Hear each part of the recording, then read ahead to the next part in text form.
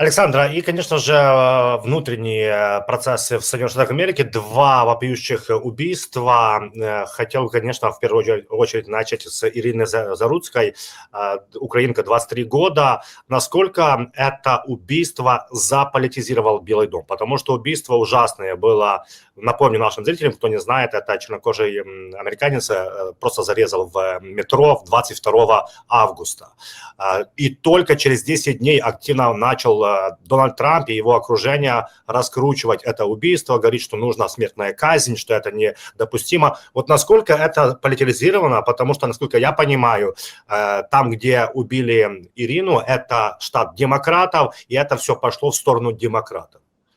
И вот почему нам нужно за этим следить и почему нам нужно это обсуждать, потому что это максимально политизированные вот теперь уже убийства, и что касается Ирины Заруцкой, и что касается Чарли Кирка, и это влияет на силу демократической партии, которая выступает за помощь Украине не потому, что Европа заплатит деньги американским производителям оружия, а просто потому, что на Украину напали. Просто потому, что Украина суверенное государство, и это долг США защищать демократию, которую они вообще-то обещали защищать и подписывали документы. Да, кстати, извините, Александра, и вот буквально сегодня в Киеве прибывает министр иностранных дел Польши Радослав Сикорский, и он включался на Fox News буквально час или два назад, и он сказал, я напомню Дональду Трампу об Будапештском меморандуме, о том, какие обязательства вы на себя брали, и нужно больше ракет, чтобы бить по НПЗ. Ну, он очень жестко, кстати, прошелся по Трампу.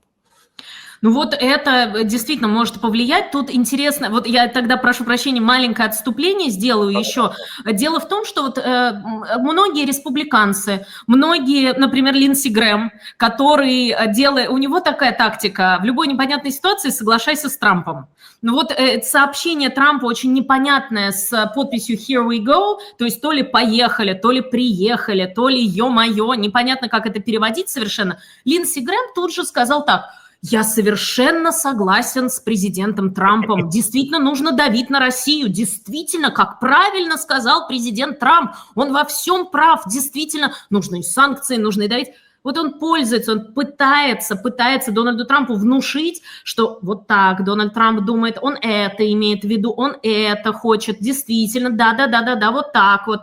И, собственно, слова министра иностранных дел Польши тоже могут лечь на такую благодатную почву, потому что вот эта растерянность, что делать, не получается, очень хочется заключить все сделки, но не получается, но никак невозможно это сейчас сделать. Вот это может повлиять, действительно, это все-таки влияет. И возвращаясь к внутренней политике США, слабость демократов, слабость демократической партии, которая еще усиливается, эта слабость, прошу прощения за, то есть они становятся еще слабее в связи с вот всеми событиями, которые происходят внутри США, в связи с политизацией этих страшных убийств совершенно. Вот это влияет на внешнюю политику, потому что у демократов просто нет возможности говорить о чем бы то ни было, кроме как внутренняя политика или какие-то очевидные вещи, с которыми и так все согласны. А уж куда там отстаивать помощь Украине? Куда там отстаивать бесплатное выделение пакетов помощи Украине? Куда там отстаивать или там, например, направление американских каких-нибудь специалистов на помощь Украине? Как это отстаивать, если нет никаких сил вообще и у них очень низкий рейтинг? Что касается убийства Ирины Заруцкой, это действительно страшная трагедия, и видео это опубликовано и видно во всех социальных сетях, и действительно это невозможно совершенно забыть. И Ирина была убита просто потому, что она села перед каким-то человеком, который в, видимо, шизофреническом бреду, судя по всему, вот сейчас сестра этого человека заявляет о том, что психиатрическая экспертиза показала, что ему показалось, что она взяла телефон, и она проникла в его сознание, проникла в его голову и читала его мысли, и голоса в его голове сказали ему это сделать. Ну, то есть он проходит сейчас психиатрическую экспертизу. Но ужас этой ситуации еще и действительно в ее политизации, потому что очень многие консервативные комментаторы, в том числе и Чарли Кирк, который был убит на днях, который был убит 10 сентября, стали говорить о том, что демократы, действительно Северная Каролина, демократический штат, демократы не особое внимание уделили убийству, потому что этот темнокожий американец убил белую девушку, убил, тем более, и иммигрантку, то есть девушку, которая была беженкой. И многие консервативные комментаторы задавались вопросом, и в том числе и Чарли Кирк, а если бы это белый американец убил идеального темнокожего беженца. А что значит идеального? Вот Ирина Заруцкая в 22 году вместе со своей матерью, братом и сестрой приехала в США. Отец остался в Украине, потому что он подлежит призыву. Ирина Заруцкая, да, они получали какие-то небольшие дотации, но они не сидели на, как это принято, когда говорят, что, ах, беженцы, они вот, значит, сидят на дотациях государственных. Нет, нет, нет, она работала в пиццерии, она учила язык, она ходила на курсы, она собиралась стать ветеринарным врачом, у нее были амбиции серьезные. То есть, таким образом, она как бы идеальный иммигрант в глазах в целом всех американцев. Она совсем не просто сидела на диване на деньги налогоплательщиков, совсем наоборот. Она ехала в форме пиццерии с работы, она вот ехала домой. И многие консервативные комментаторы стали говорить, ах, как это, почему это? Это просто потому, что демократы, это не входит в их повестку. Если бы это белый убил темнокожего иммигранта, то, это была бы новость апокалиптического масштаба. А тут это темнокожий убил белую иммигрантку. Ну, чтобы быть честной, действительно, в тот момент, когда консервативные медиа уже об этом писали, и Fox News об этом писали, и многие об этом говорили, действительно об этом не говорили на национальном уровне. Это важно подчеркивать, именно на федеральном уровне большие либеральные медиа, например, как Нью-Йорк Таймс или Вашингтон Пост. Потом они стали об этом писать, и писать об этом очень активно, но все-таки мы здесь говорим об использовании, о политизации этой истории. И это бьет, конечно, по демократической партии. Это бьет по представлению о демократах как исключительно идеологизированной группе, которая только занимается идеологией, которых только волнует, какие там у кого pronouns, кого как нужно называть, он, они, оно, она и так далее.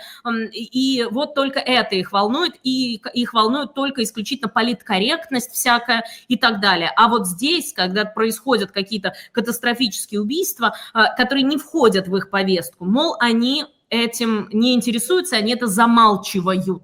Многие стали говорить о том, что специально это демократы замалчивали. Но важно тоже сказать, что внутри штата об этом писали и либеральные медиа, об этом писали и демократические медиа. Просто на федеральный уровень действительно это не вышло, пока Fox News об этом не стали говорить, пока об этом не стали говорить консервативные медиа. Но политизация этой истории, она, конечно, бьет по демократической партии. И дальше совершенно страшным образом убийство Ирины Заруцкой связано опосредованно, конечно, но связано с убийством Чарли Кирка. Потому что последнее сообщение известного консервативного комментатора и лидера огромного консервативного молодежного движения Чарли Кирка, его последнее сообщение в соцсетях было про Ирину Заруцкую. И вообще он много накануне смерти, накануне убийства, он много говорил про Ирину Заруцкую именно, и про то, как мало о ней было сказано в либеральных медиа. И вот убийство Чарли Кирка сейчас уже есть под стражей, уже находится подозреваемый, и подозреваемый этот допрашивается, подозреваемый в убийстве. Вероятно, мы узнаем больше в самое ближайшее время, но в любом случае и это тоже политизируется. Убийство Чарли Кирка, человека консервативных взглядов, ультраконсервативных взглядов, праворадикальных взглядов.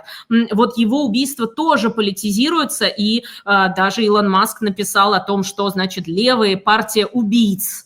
Как раз говоря про Ирину Заруцкую и говоря про Чарли Кирка. Что касается убийцы Ирины Заруцкой, ничего не известно о его политических каких-то предпочтениях, тем более, что, судя по информации, которую мы узнаем, судя по всему, там и шизофрения, и бред, и прочее. Действительно, просто в мании пребывал человек совершенно, так что вряд ли можно говорить о каких-то политических предпочтениях или о политике, но почему говорят о том, что, как Дональд Трамп написал, кровь невинной Ирины Заруцкой капает с ножа убийцы, и она на руках демократов? А потому, что этот человек находился на так называемом cashless bail, то есть залог без денег. Об этом очень много сейчас говорят. Именно об этом, да. И это очень важный момент, потому что что значит залог без денег? Например, совершает преступление какой-то человек, и ему назначают залог, не знаю, $100 тысяч, 50, 10, неважно, какую-то большую сумму.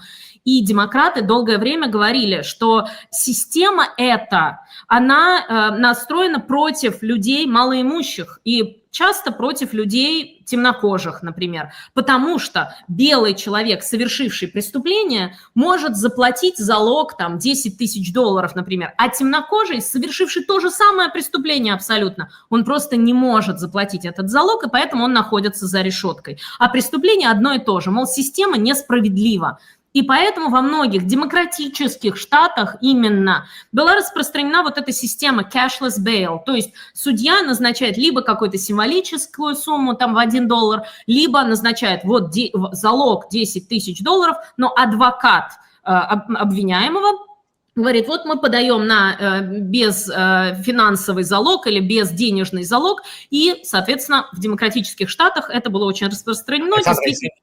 Извините, что перебиваю, но хочу уточнить и апеллировать к демократам. Вот они говорили, что вот это должно быть так, потому что вот белокожий имеет деньги, а чернокожий не имеет денег. Но у меня другой вопрос. А чернокожий, он как-то имеет какие-то границы в свободах, правах, в заработке денег? Почему нужно вот именно так подходить к демократам? Вот это мне непонятно. Вот все именно. Вот именно, и есть очень богатые темнокожие, есть очень бедные белые. То есть, но это почему это с расой было связано? Почему это было связано с расовыми вопросами? Потому что вот эта идея cashless bail, она была очень давно, и они существовали иногда в некоторых отдельных штатах или в некоторых юрисдикциях, но она максимально стала применяться после убийства Джорджа Флойда. Джордж Флойд после движения Black Lives Matter. Джордж Флойд – это темнокожий американец, который, ну, давайте мягко скажем, с специфической репутацией, с сомнительной репутацией. Ну, то есть человек, у него были проблемы, большие проблемы с законом. И вот этот человек при задержании, но при этом, конечно, ничто не оправдывает действия полиции. При задержании он был убит и полицейскими американскими. И это, конечно, максимально спедалировало Black Lives Matter, движение «Жизни темнокожих важны», после чего как раз и заговорили, в том числе не только о полицейском насилии, но и обо всем, что связано с правоохранительной системой, обо всем, что связано с американскими судами, американскими какими-то, ну вот, проблемами с законом. Ну и здесь, конечно, статистика, скажем, была против темнокожих американцев, потому что, ну, преступления совершаются, ну, там, если в процентном соотношении, белыми совершаются преступления, не нужно ни из кого делать каких-то ангелочков, ни в коем случае, но в процентном соотношении просто видно, что преступления совершаются часто, ну, в большем процентном соотношении темнокожими американцами, и вот заговорили о том, что несправедлива система. Безусловно, никаких ограничений нет. И, конечно, вообще все равны, все, на самом деле, в действительности, конечно, все в равной степени должны нести ответственность за те преступления, которые они совершают. Но почему-то вот пытались педалировать мысль о том, что белые, вот у них больше денег, вот у них больше возможностей, вот это потому, что их принижали темнокожих на протяжении всей американской истории исторически, мол, есть какие-то семейные деньги и так далее. Но все равно, как мне представляется, да, есть какие-то семейные фонды, семейные деньги, но все-таки это единицы, и все-таки это какие-то исключения из правил. А так, конечно, ну, не стоит, мне кажется, разделять таким образом. Но в любом случае, вот поэтому и говорит Дональд Трамп, что кровь на руках демократов, потому что этот человек должен был сидеть в тюрьме. Или или выйти под залог в $10 тысяч. Но это предполагает хотя бы работу, а у него не было работы. Это предполагает какую-то деятельность вне тюрьмы, а у него не было никакой деятельности вне тюрьмы, у него было 14 разных обвинений, и в том числе за грабеж с применением оружия. Ну, в общем, действительно, ситуация очень сложная и влияющая на демократическую партию очень сильно.